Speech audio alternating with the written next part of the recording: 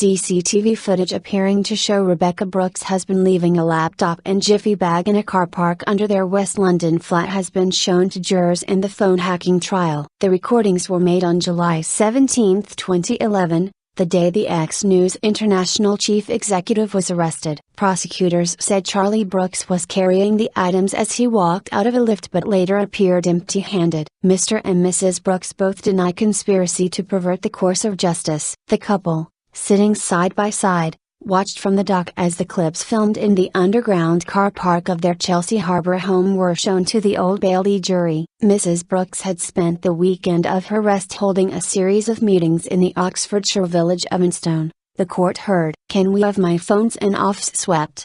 Thanks." Discreetly, Rebekah Brooks, via email. She had been due to appear before a parliamentary select committee on the following Tuesday but was arrested on Sunday when she returned to London. A security firm drafted and to protect the couple codenamed the movements over that weekend Operation Black Hawk, jurors were told. Black Hawk was the code name designated to Mrs. Brooks when her personal security was stepped up in 2011 amid the phone hacking allegations, the court heard. Earlier, jurors were told Mrs. Brooks asked for her office to be swept for bugs a day before police launched their hacking investigation in January 2011. Her email, copied to a co-defendant, News International head of security Mark Hanna, read, "Can we have my phones and office swept?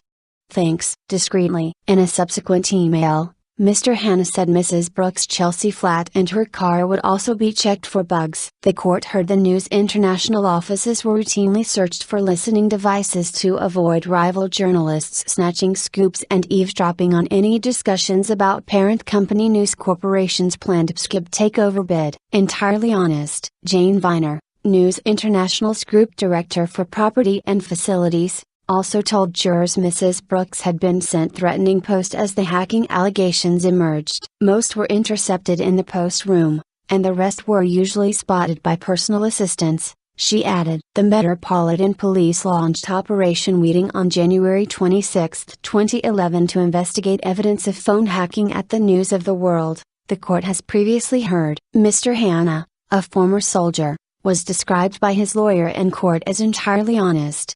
Trustworthy. Jane Viner, his then boss, said she had had concerns about his welfare at the time because of his intense workload. Mrs. Brooks, 45, of Churchill, Oxfordshire, denies further charges of hacking and conspiracy to commit misconduct in a public office. She edited the News of the World for 3 years from 2000, then The Sun for 6 years. In 2009, she became News International's chief executive. Mr. Hanna denies conspiracy to pervert the course of justice by concealing computers and documents from the police. The trial continues.